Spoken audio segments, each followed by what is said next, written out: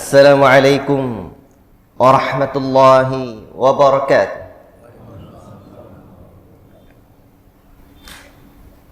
Innal hamdalillah nahmaduhu wa nasta'inuhu wa nastaghfiruh wa na'udzu billahi min shururi anfusina wa min sayyiati a'malina. من يهده الله فلا مضل له ومن يضلل فلا هادي له أشهد أن لا إله إلا الله وحده لا شريك له وأشهد أن محمدا عبده ورسوله يا أيها الذين آمنوا اتقوا الله حق تقاته ولا تموتن إلا وأنتم مسلمون يا أيها الناس اتقوا ربكم الذي خلقكم من نفس واحدة وخلق منها زوجها وبث منه رجالا كثيرا ونساء واتقوا الله الذي تساءلون به والأرحام إن الله كان عليكم رقيبا يا أيها الذين آمنوا اتقوا الله وقولوا قولا سديدا يصلح لكم أعمالكم ويغفر لكم ذنوبكم ومن يطع الله ورسوله فقد فاز فوزا عظيما. أما بعد. Ma'asyiral muslimin, bapak-bapak yang kami muliakan karena Allah Tabarakar Rahman, kawan-kawan hadai taulan, kaum muslimin dan kaum muslimat yang hadir di rumah Allah Subhanahu wa ta'ala ini. Besar tak saya sebut gelar, kecil tak saya sebut nama, karena belum begitu kenal. Kalau demikian ceritanya, elok kita kenalan dulu. Tak kenal maka tak sayang, tak sayang maka tak cinta, tak cinta maka tak titik-titik saja. Nama saya Firdaus bin Bashir. Karena dilipat kain di tempat saya, Firdaus itu dulu banyak orang kenal dengan Firdaus Bashir. Tapi jangan pakai Bashir, nanti bisa kena tangkap saya, Pak. Nah, saya tinggal di lipat kain di kampar kiri, bukan di lemari ya. Arah ke Pekanbaru. Umur baru setahun jagung. Darah belum setampuk pinang. Pengalaman belum banyak. Kalaulah agama ini bukan agama saling nasihat menasihati, tak sanggup saya berbicara di depan bapak-bapak kami yang sudah memutih jenggotnya seperti beliau, seperti bapak-bapak yang lain yang sudah lama merasakan pahit, getir, asin dan manisnya kehidupan. Tapi karena agama kita ini adalah agama saling nasihat menasihati, saya coba jugalah untuk sedikit berbicara. Dan ini juga bagian dari kewajiban watawasau bil haqqi watawasau bis sabr. Saling nasihat menasihati dalam kebenaran dan kesabaran. Kalau ada benar yang saya sampaikan hanya dari Allah, yang salah dari pribadi saya yang banyak kekurangannya. Dan kita tidak pernah disuruh oleh Allah Rabbul Alamin mengikuti yang salah. Betul? Hanya mengikuti yang betul-betul saja. Bapak yang dimuliakan oleh Allah Subhanahu wa ta'ala, majelis kita pagi ini adalah dalam rangka menghadirkan kecintaan kepada Nabi sallallahu alaihi wasallam. Karena Nabi sallallahu alaihi wasallam menyebutkan la yu'minu ahadukum hatta akuna ahabba ilaihi min walidihi wa waladihi wan nasi ajma'in. Tidak sempurna iman salah seorang kalian sampai aku lebih ia cintai dari orang tuanya. Tengoklah kecintaan kita kepada ayah kita, Masya Allah. Siapa pula yang tak sayang sama ayahnya kecuali anak-anak durhaka. Dan anaknya, lihatlah, perhatikan bagaimana anak kita pandang buah hati, belahan jantung. Kita rela tak makan apa-apa asal anak dapat gembira dan bahagia. Wan nasi ajma'in, dan manusia lain. Istri kita, lihat bagaimana kecintaan kita kepada istri. La ilaha illallah. Dan manusia-manusia lain di kalangan karib, kerabat, kawan dan handai taulan, semuanya wajib kita kalahkan dalam bab cinta. Mestilah Nabi SAW lebih kita cintai, barulah iman kita sempurna. La ilaha illallah. Tapi kadang Pak, kalau memang tak kenal kita maka tak sayang. Tak sayang kita memang tak cinta. Karena kita tidak kenal dengan Nabi SAW, kecintaan dalam hati tak hadir. La ilaha illallah.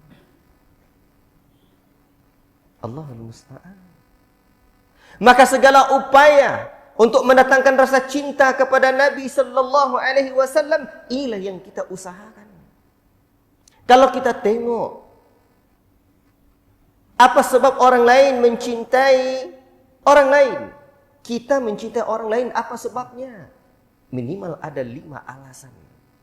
Yang pertama, karena al-jamal, keelokan fisik, ketampanan, kegagahan, kecantikan. Kadang-kadang kalau kita tengok anak-anak gadis, dia tak peduli apa kerja calon laki dia, tak peduli apakah baik atau tidak, yang paling penting gagah. Setelah 3 tahun menikah baru tahu rasa dia. Ternyata gagah tak bisa dimakan karena laki dia, suami dia pemalas. Kata Buya saya dulu, kalau ada bentuknya malas tu makhluk paling jelek di dunia. Kata dia pula. Tapi betul juga tu. Kenapa kamu tak solat malas saja Ustaz? Malas. La ilaha illallah. Tapi kadang anak-anak gadis salah pilih, terayu kena gagah dan ketampanan. La ilaha illallah. Dan orang kalau nikah, dinikahi wanita itu tungkahul mar'atu li arba'. Wanita dinikahi karena 4 perkara. Di antara yang 5 yang disebutkan Nabi, walaupun Nabi menyuruh untuk memilih elok agamanya, tapi sebab manusia menikahi wanita adalah karena li jamaliha, kecantikannya. Wajar saja. Dan Nabi SAW adalah makhluk yang paling indah fisiknya, paling elok, paling rupawan, paling tampan. Berarti Nabi SAW lebih layak untuk kita cintai. Allahu Akbar. Yang kedua, sebab mendatangkan cinta kepada orang lain adalah husnul khuluq, baiknya akhlak orang itu. Inilah yang akan kita kaji nanti. Kalau orangnya baik, Masya Allah, kadang ibu-ibu dia bercerita sesama kawannya, yang satu cerita suaminya, yang satu cerita lakinya. Tapi ada yang berkata, biarlah suami saya enggak gagah kali, tapi elok akhlaknya. Malam-malam dia enggak pulang terlalu larut. Kalau di rumah dia bantu saya kerja. Elok sekali. Tak peduli dia, walaupun mungkin bentuk dia tak karu-karuan, sudahlah. Pendek, rambut kribo, mata dia besar, hidung dia pesek, kulit dia hitam kolek. Tahu hitam kolek Pak? Perut besar, pusar pun tersumbu bahasa kami. Bahasa saya di sana besar. Pusar orang ke dalam, pusar dia keluar. Tak apa-apa, asal elok akhlaknya. Ajib. Dan Nabi SAW adalah orang yang paling elok wajahnya dan paling elok fisiknya. Ajib. Allah Ta'ala sendiri yang memuji, wa innaka la'ala khuluqin azim. Sesungguhnya engkau Muhammad memiliki akhlak yang agung. Di poin ini kita nanti bercerita. Yang ketiga, insya-Allah, yang membuat datang cinta kepada Nabi sallallahu alaihi wasallam adalah ada yang diharapkan. Kadang-kadang calon mertua tak peduli kalau yang datang tu sudah kakek-kakek anak dia padahal masih gadis. Tak apalah nak, eloknya nak, banyak hartanya. Anak dia pun pula kagum. Tak apa-apa, mobil dia mengkilat, rumah dia bertingkat, uangnya tentu berlipat-lipat kadang. Tak apa-apalah jadi yang keempat. Mudah-mudahan cepat matinya besok. La ilaha illallah. Orang tak peduli kalau ada yang diharapkan. Dan Nabi SAW adalah manusia yang paling layak untuk kita cintai, karena ada sesuatu yang paling kita harapkan dari Nabi sejak dunia hingga akhirat. Apa itu di akhirat? Syafa'atul uzma, dan syafaat khusus yang diberikan Nabi. Allahu Akbar. Syafaat. Pada hari tidak ada lagi tempat mengadu. Bahkan manusia telah berbondong-bondong datang kepada Nabi Adam, Nabi Nuh, Nabi Ibrahim, Nabi Musa, Nabi Isa. Mereka tidak bisa dan memberikan uzurnya. Barulah datang kepada Nabi sallallahu alaihi wasallam, dan Nabi langsung bersungkur sujud di hadapan Allah, dan Allah pun suruh, bangkit engkau Muhammad, minta apa yang engkau minta, niscaya akan diberikan. Barulah syafaat diberikan oleh Allah Rabbul Alamin wa Nabi tercinta sallallahu alaihi wasallam. Ajib. Dan tiga, yang keempat, faktor yang mendatangkan cinta kepada orang lain, dan Nabi sallallahu alaihi wasallam adalah orang paling layak kita cintai, adalah adanya jasa. Orang kalau dah berjasa sama kita, Pak, tengok kita, kadang sama bos kita, dipanggilnya malam-malam, Assalamualaikum, dah, Assalamualaikum mas, bang, tolong bantu dulu bang, baru pulang Bukit Tinggi bang, ini capek-capek, tolong pijit sikit bang. Oh iya, okey bos. Wah, ajib. La ilaha illallah. Kalau perlu siap. Kadang isteri pula ngomong, cepat bang. Kerana dia tahu nanti apa? Itu sudah ada jasa sama dia. Setiap bulan dikasih uang sekian banyak, atau dulu dibantu kerja. Dan Nabi SAW adalah orang yang paling lebih layak kita cintai, kerana jasa Nabi yukhrijuhum minadh-dhulumati ilan nur, yang telah mengeluarkan manusia dari kegelapan menuju cahaya. Cahaya apa? Cahaya tauhid. Dari kegelapan kesyirikan, dari kegelapan kebid'ahan menuju cahaya sunnah, dari kegelapan maksiat menuju cahaya ketaatan dan ketakwaan, dari kegelapan kejahilan menuju cahaya ilmu yang terang benderang. Allahu Akbar. Yang kelima, yang menyebabkan cinta manusia kepada manusia lain ada hubungannya. Kalau sudah ada hubungan, Pak, kita sayang, tengoklah anak kita, walaupun dia Masya Allah bentuk dia tak segagah ayahnya, walaupun mungkin dia ada ditakdirkan oleh Allah Rabbul Alamin memiliki kekurangan, berkebutuhan khusus fisiknya, tapi kita sayang, ada hubungan. Tengok anak ayam, kalau ditangkap dia anak ayam tua, seperti apa induk dia, dan seperti apa pula anak dia ni berciut, teriak-teriak, memekik dia. Apa sebab anak ayam seperti itu? Dia sayang sama induknya. Kenapa dia sayang? Karena dia ada hubungan dengan induknya itu. Dan Nabi SAW, hubungan kita luar biasa, dan Nabi jauh lebih layak untuk kita cintai. Ketika di dunia kita punya hubungan ayah, emak, kawan, karib, kerabat, sahabat, handai taulan, semuanya. Yauma yafirrul mar'u min akhi wa ummihi wa abi wa sahibatihi wa banihi likulli imri'in yauma idzin sya'nu yu'ni. pada hari di mana manusia lari nanti dari kawan-kawannya, dari saudaranya, wa ummihi wa abi, ayahnya, emaknya lari, kawan-kawan dan handai taulannya. Apa sebab? Sebab masing-masing ketika itu memikirkan nasib dan dirinya sendiri. Tapi hubungan kita dengan Nabi kekal. Bukan sekadar hubungan nasab, bukan sekadar hubungan karib, kerabat dan sahabat, tapi hubungan, Masya Allah, sejak di dunia hingga akhirat. Nabi SAW, ana lakum bimanzilatil walid. Di bagian awal Imam Sunan, di dalam Sunan Abi Daud itu dicantumkan dalam bab-bab awal tentang taharah. Saya adalah, posisi saya bagi kalian seperti orang tua. Posisi saya bagi kalian adalah orang tua, u'allimukum, yang mengajarkan kalian semua perkara. Guru adalah orang tua kita.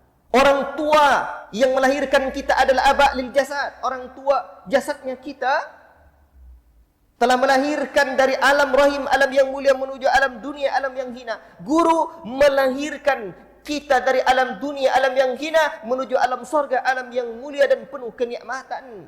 Makanya guru adalah bapak lirruh, bapak ruh kita. Manakah yang lebih diutamakan? Tentulah ruh. Ajib. Sejak di dunia ada hubungan kita dengan Nabi. Nabi guru umat ini. Allahu Akbar. Dan di hari akhirat kelak kita akan berada di barisan Nabi sallallahu alaihi wasallam, liwaul hamd. Allahu Akbar. Maka semua hal, 5 faktor yang mendatangkan cinta kepada manusia lain, semuanya ada pada Nabi, dan lebih utama, maka tentu Nabi lebih layak untuk kita cintai. Tentang keindahan fisik sudah saya bahas dalam perjalanan safar ini di Lubuk Jambi, di Kamang Baru. Kemudian tentang syafaat sudah bahas kemarin di Damas Raya. Ini saatnya sekarang kita bahas tentang apa tema kita? Keagungan akhlak Nabi sallallahu alaihi wasallam. Baik. Allahu Akbar. Jadi tujuan kita yang pertama untuk membahas ini sedikit, membaca hadis dan riwayat tentang keagungan akhlak Nabi agar melahirkan kecintaan kepada Nabi sallallahu alaihi wasallam. Ikhwati fillah, barakallahu fikum. Jadi Nabi sallallahu alaihi wasallam ini Allah Ta'ala ciptakan memang sungguh sangat sempurna. Fisiknya mulia. Sampai-sampai tidak pernah kita dapati riwayat di mana Nabi sallallahu alaihi wasallam dicela oleh orang-orang yang memusuhinya, oleh musuh-musuh tauhid ini. Tidak ada kita dapati riwayat di mana mereka mencela fisik Nabi. Tak ada. Tak ada. Ajib. Kalau ada pasti dicari-carinya celah. Kalau ada orang mungkin dia dakwahnya baik, kemudian dia mengajarkan Al-Quran dan Sunnah Nabi, tapi telinga dia kecil, atau mata dia juling, dia je orang tu. Nabi tak ada. Kerana memang fisik Nabi sallallahu alaihi wasallam seperti perkataan Syekhul Islam Ibnu Taimiyah rahimahullahu taala, min akmali suwar wa atammiha. Bentuk yang sempurna. Allahu Akbar. Dan yang paling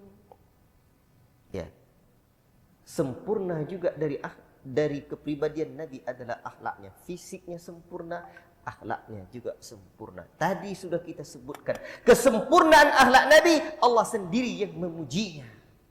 Allahu Akbar. Dan bukan hanya Allah Ta'ala yang telah memujinya. Dan sebenarnya ini cukup. Tapi juga Aisyah radhiyallahu taala anha, siapa beliau? Istrinya. Orang yang paling dekat dengan beliau, orang yang paling mengerti, orang yang paling paham, yang tahu keseharian baginda tercinta sallallahu alaihi wasallam. Ketika ditanyakan tentang bagaimana Nabi, apa kata Aisyah radhiyallahu taala anha, kana khuluquhul Qur'an. Akhlaknya adalah Al-Qur'an. Belum menerapkan kandungan Al-Qur'an. Ajib, luar biasa. Kadang kita Pak dipuji di luar rumah, disanjung, di kantor, di tempat kerja. Orang kenal kita di medsos. Masya Allah, baik kali. Tapi istri di rumah, tahu betul perangai kita. Tapi ini Nabi SAW. Nabi sendiri dipuji oleh istri tercintanya Aisyah radhiyallahu ta'ala anha. Allahu Akbar.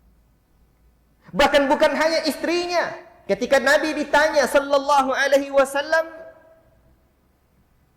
siapa orang yang paling ia cintai? Rasul menjawab, Aisyah. Dari kalangan laki ya Rasulullah, abuha, bapaknya, ayahnya. Dia orang yang paling dicintai Nabi. Ayahnya yang paling dicintai Nabi dari kalangan lelaki. Allahu Akbar. Artinya, wajarlah dipujinya Nabi. Baik. Tidak hanya istri dan orang yang paling mencintainya, ya ikhwan, bapak-bapak yang saya cintai karena Allah. Bahkan musuh-musuh dakwah pun mengerti kemuliaan akhlak Nabi. Bukankah Nabi dulu digelari dengan Al-Amin, orang yang terpercaya? Makanya ketika Nabi SAW dalam satu riwayat disebutkan bahwa ketika Nabi akan berhijrah ke kota Yathrib, Madinah Al-Munawwarah, itu ada beberapa pesan Nabi yang dititipkan. Apa pesan Nabi? Uang-uang yang dulu dititipkan oleh orang-orang Mekah kepada Nabi. Karena menurut mereka tempat penyimpanan uang paling aman ketika itu adalah Nabi sallallahu alaihi wasallam. Ajib, aman. Makanya Nabi suruh, ini kasih sama si fulan, sama si alan, nanti Nabi kan duluan. Dengan siapa? Abu Bakar As-Siddiq radhiyallahu taala anhu. Allahu Akbar. Luar biasa. Maka wajar orang seperti Michael Hart menulis 100 tokoh berpengaruh dunia. Muhammad bin Abdullah ia letakkan nomor 1, nomor 1. La ilaha illallah. Baik. Bapak Ibu yang dimuliakan oleh Allah Subhanahu wa taala, sekarang Nabi sallallahu alaihi wasallam bukan hanya sekedar dipuji oleh Allah, akhlaknya mulia. Tapi Allah sebutkan juga, laqad kana lakum fi Rasulillahi uswatun hasanah. Sungguh adalah pada diri Rasul sallallahu alaihi wasallam untuk kalian bagi kalian umatnya ini sebagai suri tauladan yang sempurna. Allahu Akbar. Ada role modelnya, ada contoh yang kita teladani. Allahu Akbar. Tidak hanya sekedar teori, tidak hanya sekedar retorika, tidak hanya sekedar konsep, tapi juga ada dalam tatanan kehidupan dan praktek nyata. Allahu Akbar. Ikhwati fillah, barakallahu fikum. Maka siapapun yang ingin memperbaiki diri, memperbaiki anak-anaknya, Rasul adalah guru yang pertama, guru yang terbaik, guru yang utama. Allahu Akbar. Dan siapapun ingin berguru selain Rasul, yang terbaik setelah Rasul, murid-murid Rasul. Khairul quruni qarni, tsumma alladziina yalunahum, tsumma alladziina yalunahum. Murid-muridnya. Umat butuh apa? Nabi telah tinggalkan kader di kota Madinah. Allahu Akbar. Maka di saat dalam dunia pendidikan hari ini sibuk didengungkan dengan pendidikan karakter, ternyata pendidikan akhlak jauh lebih lengkap dan komprehensif. Dan tujuan pendidikan nasional di negeri ini, lihatlah pasal 31 ayat 3 dalam Undang-Undang Dasar 1945 berbunyi, negara mengupayakan sebuah sistem pendidikan untuk meningkatkan keimanan, ketakwaan, akhlak mulia, untuk mencerdaskan kehidupan bangsa yang diatur dalam undang-undang. Berarti ada 4 tujuan pendidikan nasional. Berarti pembahasan kita sekarang syarat dengan tujuan pendidikan nasional yang ada dalam amanah konstitusi bangsa tercinta ini. Inilah hasil jerih payah para ulama. Allahu Akbar. Berarti membahas akhlak Nabi adalah membahas tentang tujuan pendidikan nasional. Bahkan pendidikan karakter yang sekarang dipopulerkan di amanah konstitusi belum ada. Karena akhlak mulia lebih komprehensif. Bahkan referensi tentang akhlak jauh lebih lengkap. Dan sopan santun, karakter itu hanya kiri kanan, hubungan kesopanan dengan manusia dan makhluk saja. Adapun akhlak sejak mulai dari manusia sampai kepada Allah Rabbul Alamin. Allahu Akbar, maka lebih komprehensif. Maka wajar orang yang berakhlak dan berakhlak mulia dan beradab, mereka sudah pasti berkarakter dengan karakter imani dan sudah pasti sopan, memiliki sopan dan santun. Sebaliknya orang yang berkarakter belum tentu beradab, karena boleh jadi dia memiliki karakter sopan santun kalau malam minggu bagi mereka, bukan malam Ahad. Dia minta izin sama mak si gadis tuh, "Bu, minta izin ya, Bu. Saya mau jalan-jalan sama si..." Disebut nama anak ibu itu, Masya Allah, anaknya elok kali sopan. Padahal pulangnya jam 12 malam nongkrong berdua. La ilaha illallah. Di dalam Islam dia tidak berakhlak mulia, bahkan dia biadab. Karena orang yang tidak beradab dia disebut dengan biadab. Bi itu kan tidak adab, tidak beradab. La ilaha illallah. Baik. Ini baru mukadimah. Saya dikasih waktu jam 6 sampai 15. Tapi bolehlah jam 6 sampai 30. Nanti saya tengok penumpangnya. Supir tengok penumpang aja. Kalau penumpang dah mau terjun, supir berhenti sendiri nanti. Ikhwati fillah, barakallahu fikum. Masih mukaddimah, saya kasih 4 menit lagi. Ikhwati fillah, barakallahu fikum. Ini masih prolognya.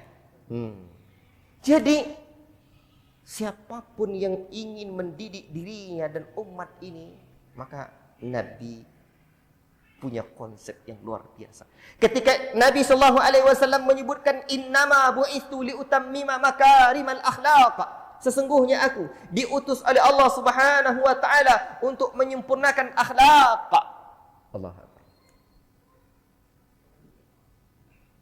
Akhlak mulia, akhlakul karimah, itulah yang disebut dengan adab. Makanya Al-Hafidz Ibnu Hajar Al-Asqalani di dalam Fathul Bari dalam Kitabul Adab itu menyebutkan definisi adab adalah al-akhdhu bi makarimil akhlaq, menerapkan akhlak mulia. Berarti beradab adalah orang yang menerapkan akhlak mulia. Dalam kitabnya apa? Ada kitab Mawsu'atu Nadratul Na'im fi Makarimi Akhlaqir Rasulil Karim sallallahu alaihi wasallam. Kitab ini 12 jilid. Ini jilid pertama yang saya bawa nih. Ini Pak disebutkan 200 akhlak terpuji, 161 seingat saya akhlak tercela. Ajib, luar biasa. Makanya wajar di mana dahulu dikatakan kepada sahabat Nabi sallallahu alaihi wasallam, laqad 'allamakum nabiyukum kulla syai' hatta al-qira'ah. Nabi kalian mengajarkan kalian semua perkara sampai etika buang hajat ajal.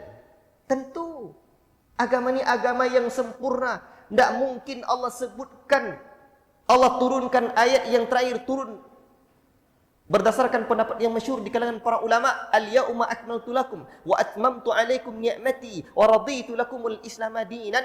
Pada hari ini telah kusempurnakan agamaku untukmu, telah kusempurnakan nikmatku untukmu, dan aku telah ridha Islam sebagai agama untukmu, yang menyempurnakan zat yang maha sempurna untuk kita, sempurna dan kesempurnaannya ajib, lengkap Pak. Tetapi kadang-kadang beradab masih kurang dipahami dengan baik, jadinya kurang adab alias atau biadab, tidak beradab. Maka dudukkan dulu masalahnya itu. Dudukkan dulu pembahasan adab itu apa sebenarnya. Kalau tidak duduk, bisa terduduk kita. Baik. Maka kadang atas nama manhaj. Manhaj itu apa? Prinsip beragama yang benar. Manhaj sahih. Atas nama manhaj kadang orang tak beradab. Dan kadang ada orang yang mendengungkan kita beradab. Kita beradab pada para ulama. Kita beradab kepada para ulama. Kita tak boleh kritik para ulama. Hei, adab kepada Nabi mana diletakkan? Makanya pembahasan adab urutannya juga dulu mesti tepat. Kurikulum belajar adab dan semua kurikulum keilmuan mesti demikian. Harus tepat mana dulu yang dipasang. Seperti pakaian yang duluan dipasang, pakaian bajunya baju dalam dulu, singlet namanya tu. Baru baju luar. Kalau nak pakai tambah lagi, baju kaosnya, baru baju luar. Kalau bapak-bapak di kantor tu baru pakai dasi. Jangan dasinya letakkan di dalam, salah, atau singletnya di luar, tak tepat. Demikian pula dengan adab. Makanya orang yang paling beradab adalah orang yang paling bermanhaj. Maknanya orang yang paling berprinsip dengan prinsip agama yang benar. Baik. Sebab adab ini urutannya adab kepada Allah dulu. Kemudian adab kepada Nabi. Allahu Akbar. Dan ini diantara belajar adab pada Nabi ini. Mencintai Nabi. Mempelajari sirah dan akhlak Nabi sallallahu alaihi wasallam, dan di antara adab kepada Nabi ittiba'un Nabi, mengikuti Nabi sallallahu alaihi wasallam. Makanya tadi malam di Parabungo ya, kami belajar sama-sama ittiba' wala ibtida, ittabi'u wala tabtadi'u. Ittiba' jangan ibtida. Itu adab. Jadi orang yang paling beradab dengan Nabi adalah orang yang mencintai dan orang yang senantiasa istiqamah mengikuti Nabi. Allah. Kemudian adab siapa lagi? Adab kepada para sahabat, adab kepada para ulama, adab kepada orang tua dan seterusnya. Termasuk juga adab kepada guru. Jangan dibilang adab kepada guru, ini kurang adab nih, tidak beradab pada para ulama, tapi dilanggar adab kepada Nabi, itu namanya biadab. Baik, cukup mukadimahnya ya. Sekarang mari kita lihat bagaimana kemuliaan akhlak Rasul sallallahu alaihi wasallam. Kalau kita perhatikan ya ikhwan, dari hadis-hadis yang ada, dari riwayat-riwayat yang kita jumpai, Allahu Akbar, ternyata akhlak Rasul sallallahu alaihi wasallam masuk dalam kategori mukjizat Nabi sallallahu alaihi wasallam yang luar biasa. Kena masya-Allah menakjubkan.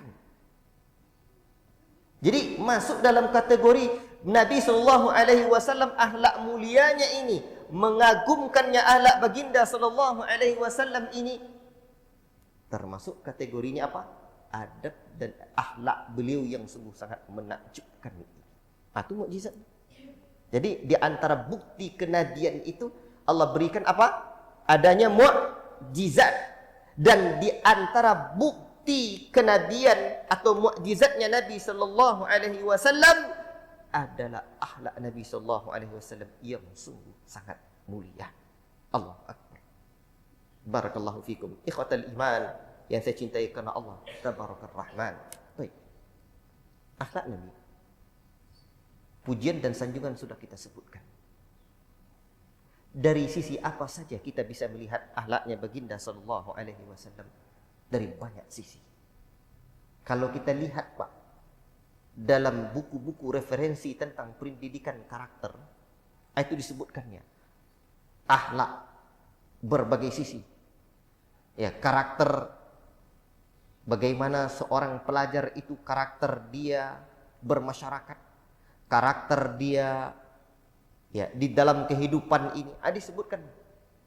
Dan semua sisi kehidupan Nabi sallallahu alaihi wasallam layak kita contoh dan ada kandungan akhlak mulianya. Allahu Akbar. Ikhwati fillah, barakallahu fikum. Maka apa kata Imam Ibn Hazm?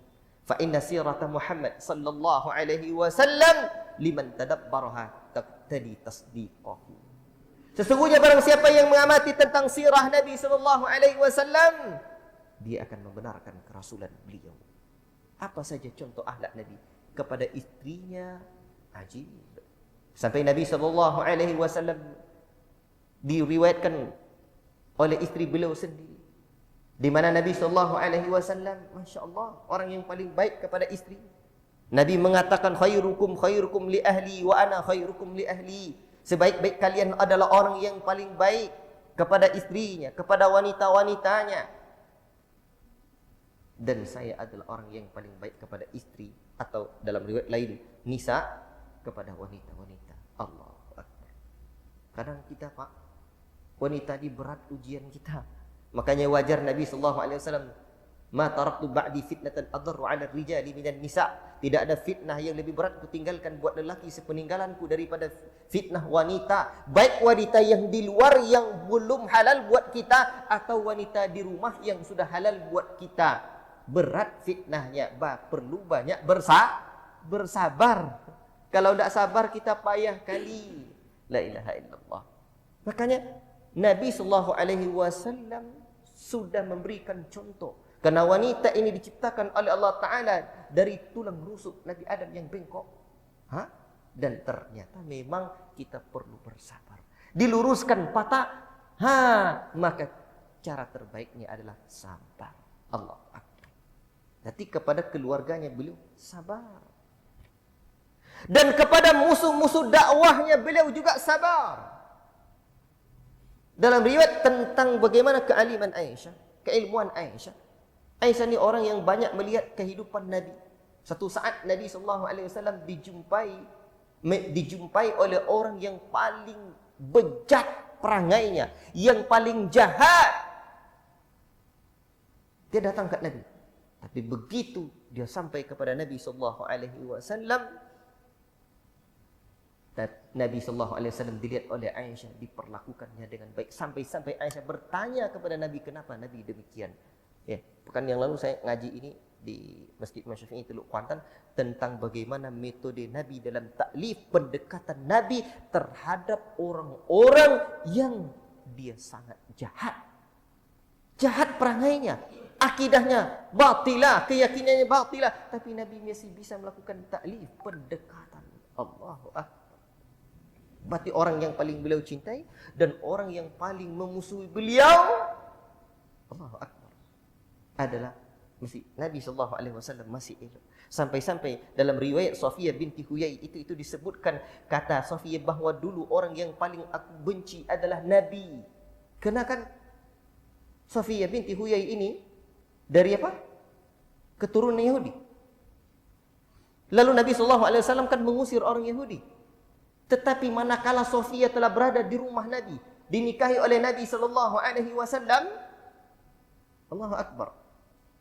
Dan akhirnya Safiyah menyebutkan, sekarang jadilah Nabi orang yang paling aku cintai. Allahu Akbar. Itu artinya Nabi berakhlak kepada orang yang paling beliau cintai, dan berakhlak pula kepada orang yang paling membencinya. La ilaha illallah. Cuma kadang-kadang kita tidak gentleman, Pak.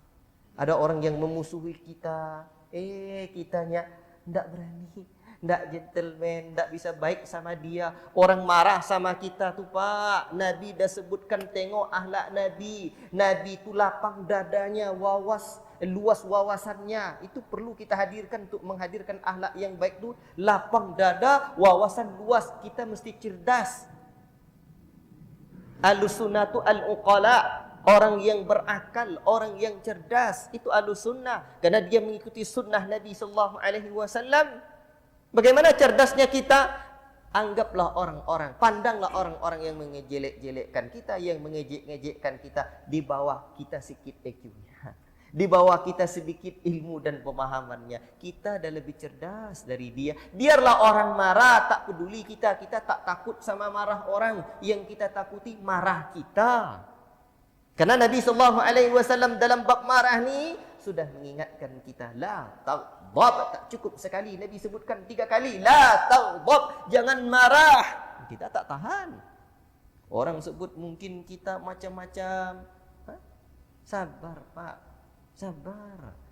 Kalau perlu, kita kalau dah ngaji sunnah ni, dah ngaji tauhid ni, ngaji agama dengan benar ni, amalkan seutuhnya.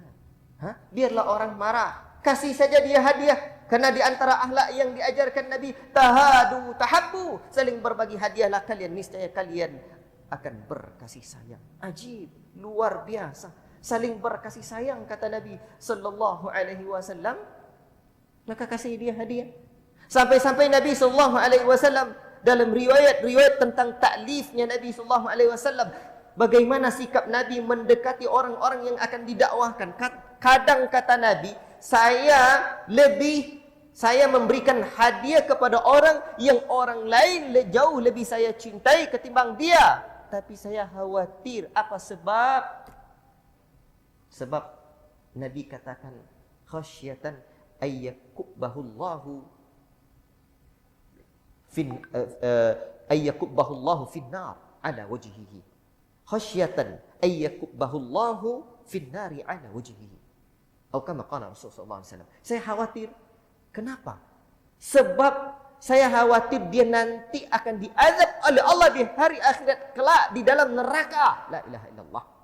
Akhirnya untuk mendekati dia agar dia selamat dari neraka, Nabi kasih hadiah. Padahal orang yang dikasihnya hadiah jauh lebih tidak dia cintai ketimbang orang yang tidak dikasihnya hadiah. Orang yang tidak dikasihnya hadiah lebih ia cintai ketimbang orang yang dikasihnya itu hadiah. Tapi tengok akhlak Nabi. Orang yang memusuhi dakwahnya, orang yang tidak begitu beliau cintai pun masih bisa Nabi memberinya hadiah. Akhlak. La ilaha illallah. Ikhwati fillah, barakallahu fikum. Makanya dakwah kita ni dakwah tauhid. Yang ditinggalkan Nabi itu sunnah. Sunnah tu Pak, apa kata Al-Imam Al-Barbahari, as-sunnah hiyal Islam. Al-Islamu huwa sunnah. Sunnah adalah Islam. Islam adalah sunnah. Berarti kalau sunnah adalah Islam dan yang membawa Islam adalah baginda sallallahu alaihi wasallam, wa ma arsalnaka illa rahmatan lil alamin. Tidaklah kami utus engkau Muhammad melainkan untuk memberikan rahmat bagi sekalian alam. Berarti dakwah tauhid, dakwah sunnah adalah dakwah yang akan mendatangkan rahmat. Sunnah datang, umat dapat rahmat, bukan malah dapat kiamat. Makanya saya selalu bilang, dakwah sunnah. Sunnah itu apa Ustaz? Sunnah itu adalah petunjuk yang ditinggalkan Nabi. Itulah makna sunnah.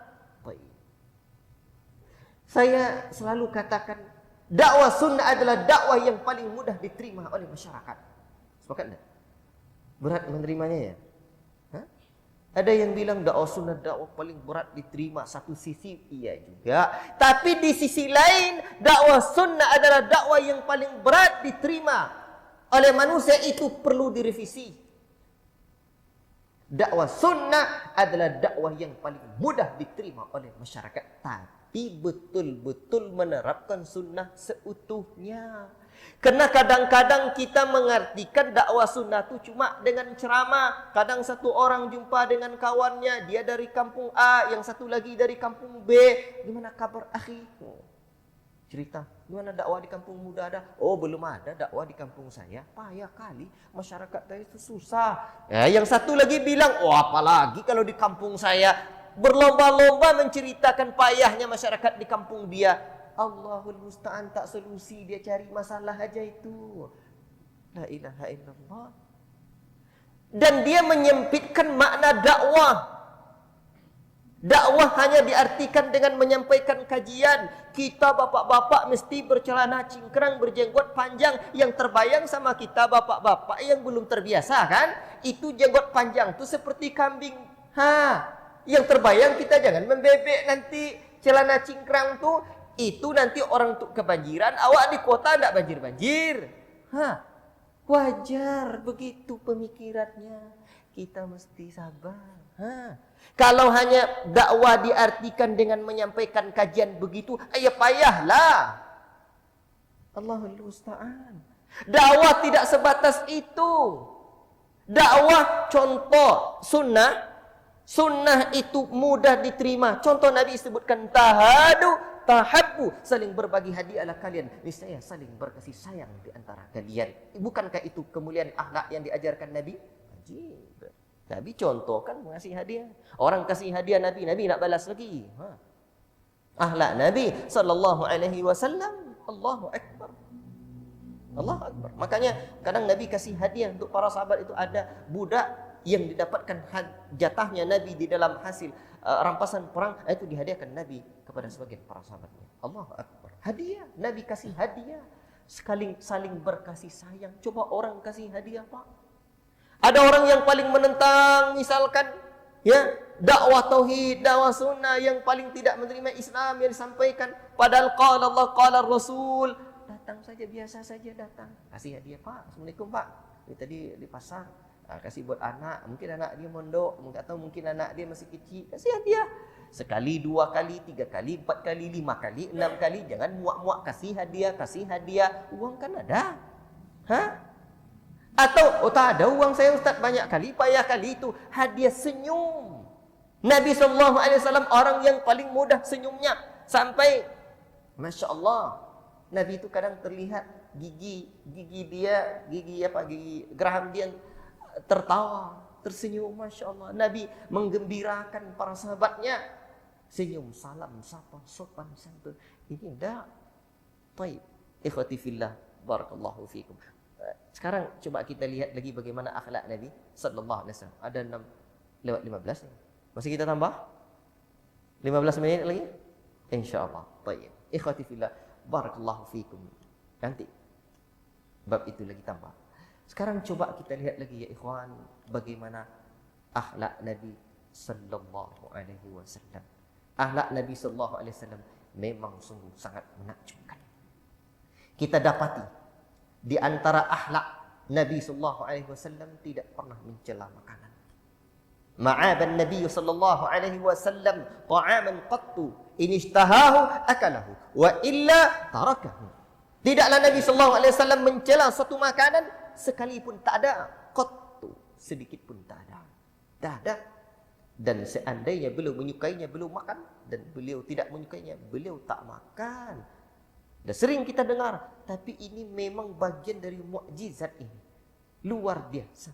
Cobalah cari, Pak. Cari, Bapak. Ada tak orang Bapak dapati seumur hidup dia tidak sedikit mengomentari makanan? Ada tak dapat? Tidak ada, Pak. Oh, tidak bisa kita ini Ustaz. Bisa, perlahan-lahan kita buat. Tapi Nabi sampai pada titik puncaknya, sedikit pun tak pernah dia celah. Kita sedikit pun tak ada yang tak dicela. Jangan sampai begitu. Minimal separuh lah, minimal 80%. Tapi mencela ni memang tak boleh. Namun jangan sampai ya mencela kita. Tak komentar sama sekali. Kadang kita dapat hilah pula tu. Ini perlu dibilang ni biar enak nanti. Istri dia, enak masakannya bang. Belum dia bilang lagi, weh ini parah kali ni. Tujuan dalam hati, biar dia perbaiki. Padahal rupanya kita sudah jatuh dalam kategori kurang akhlak. Ini saya antum perlu terus kita dah tata diri kita ni. Haji, akhlak Nabi sallallahu alaihi wasallam. Maka dalam kehidupan bermasyarakat, apalagi berdakwah, ya ikhwan, saya ni cuma dai kampung dan pedalaman, pelosok, masuk kampung, keluar kampung. Di kampung kalau nak pergi dakwah ke kampung, jangan tanya makanan dulu. Dulu pernah dulu-dululah saya pernah pergi khutbah Idul Adha di kampung sana, jauh di pedalaman sana. Saya ni kan orang pelosok, nama kampung saya tu Ludai. Kalau dibuat kepanjangannya luar daerah Indonesia, sinyal Telkomsel belum ada. Di hulu sungai sana. Tapi alhamdulillah masih di wilayah Provinsi Riau. Ikhwati fillah, itu tidak saya ketahui apa bendanya menu kawannya nasi itu. Apa bendanya tak tahu saya. Tak tahu saya.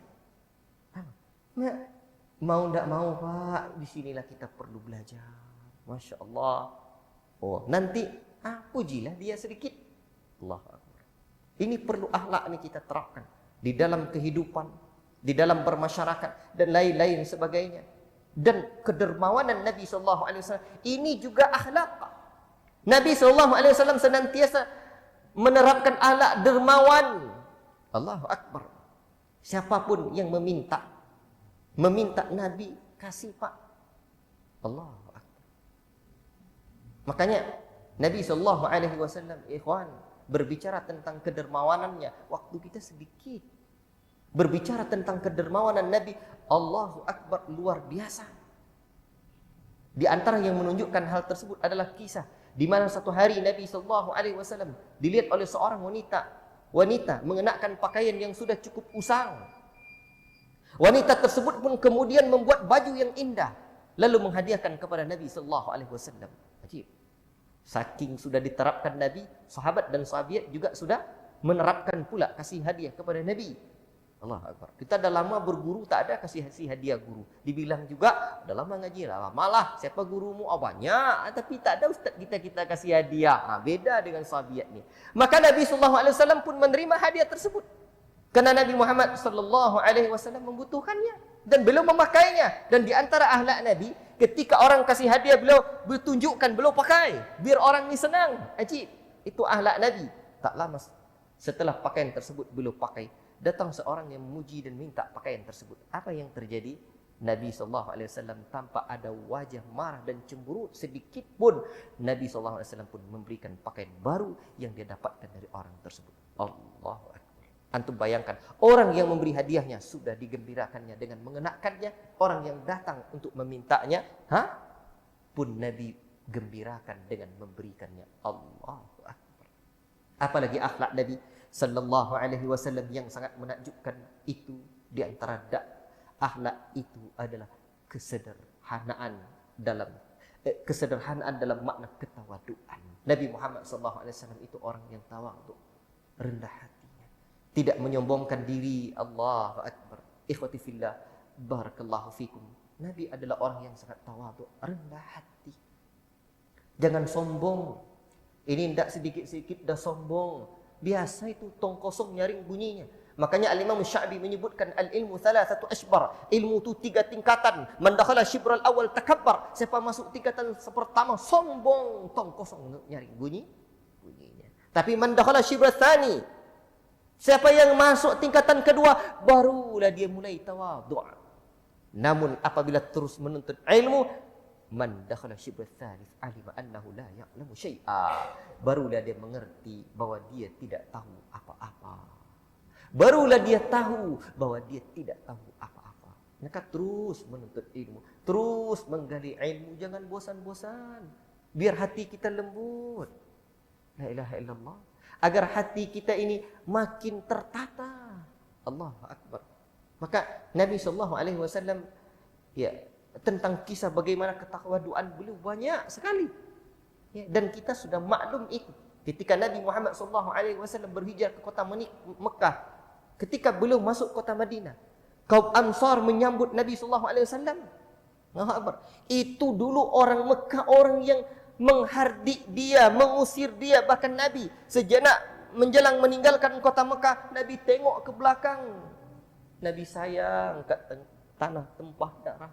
Kalaulah bukan engkau adalah tanah yang paling kucintai di muka bumi, kalaulah bukan karena kaumku mengusirku, menganiayaku, menyakitiku, niscaya takkan kutinggalkan kamu. Itu ungkapan Nabi. Padahal itu juga perintah Allah Rabbul Alamin. Tapi itu menunjukkan kecintaan Nabi kepada tanah tumpah darahnya. Namun orang-orang Mekah mengusir Nabi. Bagaimana sikap Nabi SAW? Allahu Akbar. Begitu datang dalam Fathu Mekah, Nabi tidak membalas dendam. Allahu Akbar. Tawadhu'. Allahu Akbar. Orang tak menyangka. Bahkan siapapun yang ikut Nabi, dia selamat. Luar biasa. Tidak ada yang disakiti Nabi. Itulah yang diterapkan oleh para ulama seperti Syekhul Islam Ibnu Taimiyah rahimahullah taala. Jiwanya besar. Orang berjiwa besar itu bisa tawadhu'. Orang memusuh kita rendah hati kita. Allahu Akbar. Ikhwati fillah. Nabi SAW dengan Abu Bakar terlihat juga bagaimana ketawaduannya bersama Abu Bakar, kesederhanaannya. Bisa dia bersama dengan sahabat dia nih, berjalan berdua, berjuang berdua, apa adanya sampai di gua tempat bersembunyinya itu tinggal seadanya saja. Allahu Akbar. Nabi SAW tengok ketawaduannya. Kadang beliau SAW yang naik himar dalam perjalanan itu. Kadang pula Disuruhnya. Allahu Akbar. Beliau naik himar dalam kendaraan itu. Tanda ketawaduan beliau sering naik himar. Bukan dengan Abu Bakar nih. Beliau sering naik himar. Bukan kendaraan yang paling bagus itu. Tawadu. Apalagi akhlak Nabi sallallahu alaihi wasallam banyak, Pak. Maka kita tidak bisa membahasnya secara detail tentu dengan waktu yang singkat, dengan ilmu saya yang singkat juga. Nabi seling mudah memaafkan. Mudah memaafkan. Sekarang yang paling kita butuhkan bab-bab ini nih, hadiah, mudah memaafkan, tidak marah, biar kita bisa hidup sikap dengan jubah kita, dengan jenggot kita. Kita bisa hidup bersosial di tengah-tengah masyarakat yang majemuk. Ya ikhwan, kita dulu jangan ketika belum mengaji duduk seperti ini. Kita pribadi yang simpatik di tengah masyarakat. Tapi manakala sudah mengaji, eksklusif. Tidak bisa tegur sapa lagi. La ilaha illallah. Ainal adab? Di mana adab kita? La ilaha illallah. Allah sebutkan dalam surah Ali Imran itu, ingat oleh kalian nikmat Allah. Idh kuntum a'da'a. Dulu kalian, ketika kalian dulu saling bermusuhan, lalu Allah lembutkan hati kalian, fa asbahtum bi ni'matihi ikhwana. Jadilah kalian bersaudara. Sebelum mengaji, sebelum mengamalkan sunnah Nabi, sebelum belajar tauhid, mereka saling bermusuhan. Begitu belajar tauhid dan sunnah dengan amalan-amalan yang diajarkan Nabi itu, jadilah mereka bersaudara. Jangan dibalikkan. Sebelum mengaji, kita pribadi yang simpatik, bisa bergaul dengan masyarakat, murah senyum, hadir gotong royong, kemudian mudah semuanya. Tapi begitu mengaji, semua orang seakan-akan ahli syirik saja, ahli bid'ah saja. La ilaha illallah. Padahal umat ini perlu kita, inna hadzal asra asr rifqa, kata Syekh bin Baz rahimahullah taala. Zaman ini zaman berlemah lembut. Tapi jangan pula mengorbankan prinsip manhaj. Maka ada dua hal yang kita pegang. Prinsip akidah dan manhaj. Dua hikmah dalam berdakwah dan bersikap di tengah masyarakat. Ya ikhwan, kalau benda keras kita sampaikan, di antara akhlak Nabi itu disebutkan oleh Allah sendiri dalam Al-Quran adalah lembut pada orang. Memang ada bab yang dikeraskan Nabi. Kalau murid beliau yang dididiknya sudah sekian lamanya, bahkan sampai Ka'ab bin Malik, beliau tahdzir. Beliau apa? Beliau boikot. Itu mendidik sahabat ini. Tapi orang-orang sampai pembesar-pembesar di kalangan orang-orang yang jahat di Mekah atau di Madinah itu, Nabi tidak boikot mereka. Nabi taklif, Nabi dekati mereka. La ilaha illallah. Maka ya ikhwan, kita perlu bersikap seperti ini. Ya, menjadi bisa bersikap dengan bersikap yang elok di tengah-tengah masyarakat kita. Benda yang lembut ni kalau kita lemparkan, beda dengan benda keras, Pak. Coba kalau benda keras, tak lemparkan ke dinding, melanting dia. Tahu melanting? Balik dia, Pak. Tak. Tapi kalau benda lembut, tak. Langsung lengket dia. Betul? Ajib. Cuman kadang-kadang memang kita perlu belajar langsung praktek nyata di lapangan. Kita bicara adab, etika juga, tapi kita tak ngerti. Nanti orang solat, kita balik ke kampung, orang masih mengamalkan zikir yang sesuai pula dengan keyakinannya. Dalam pandangan kita itu tak sesuai sunnah Nabi, alias kata Nabi itu nama bid'ah. Nanti kita tak sabar. Duduk sih, ini bid'ah nih, tak. Kadang duduk, ada yang duduk-duduk aja di belakang tu lagi, berselonjorkan kaki. Heranlah masyarakat tu. La ilaha illallah. Ini namanya kurang adab, kurang etika juga, kurang akhlak mulia juga. La ilaha illallah. Cobalah duduk sabar dikit. Yang sunnah tu amalkan, yang tak sunnah tu alis bid'ah itu jangan diamalkan. Jangan pula dilanggar, nanti kena mentang-mentang kita harus hikmah, dilanggar prinsip manhaj, tak boleh juga. Tapi apa salahnya duduk situ? Assalamualaikum Pak. InsyaAllah salaman dengan dia dulu. Mana kabar Pak? La ilaha illallah. Itu sering saya ceritakan.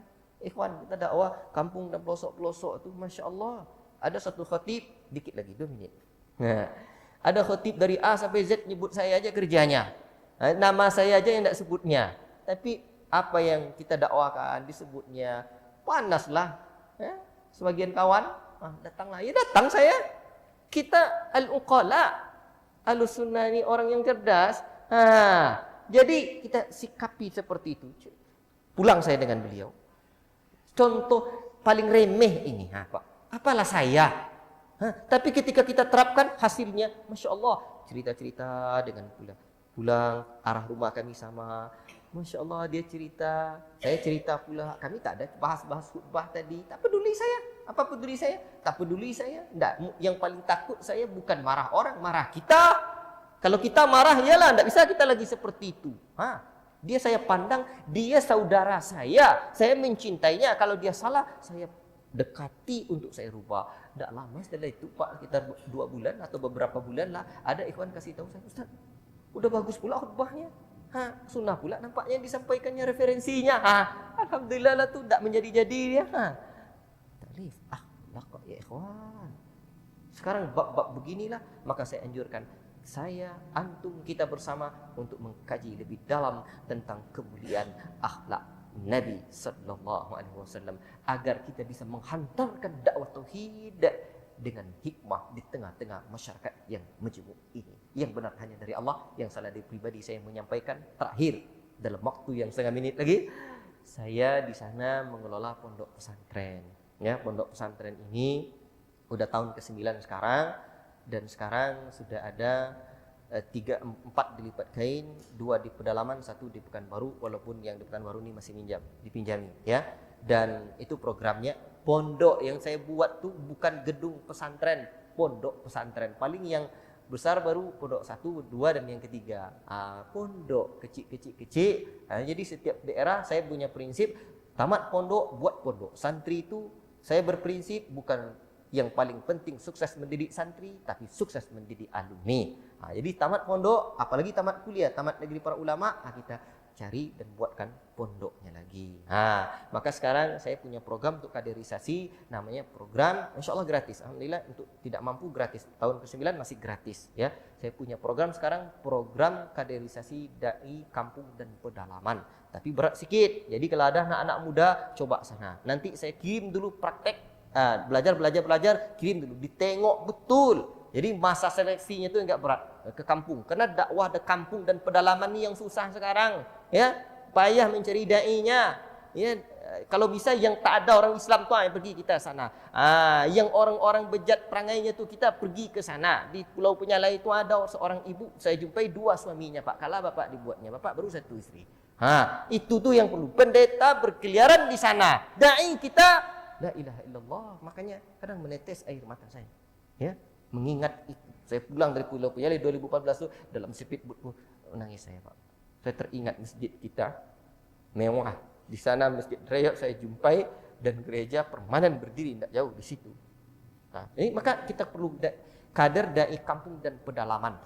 Nanti saya buat konsepnya, lulus di pedalaman kami kirim ke Yaman. Ustaz, saya tidak kirim ke Yaman, saya nak nikah cepat. Okeylah.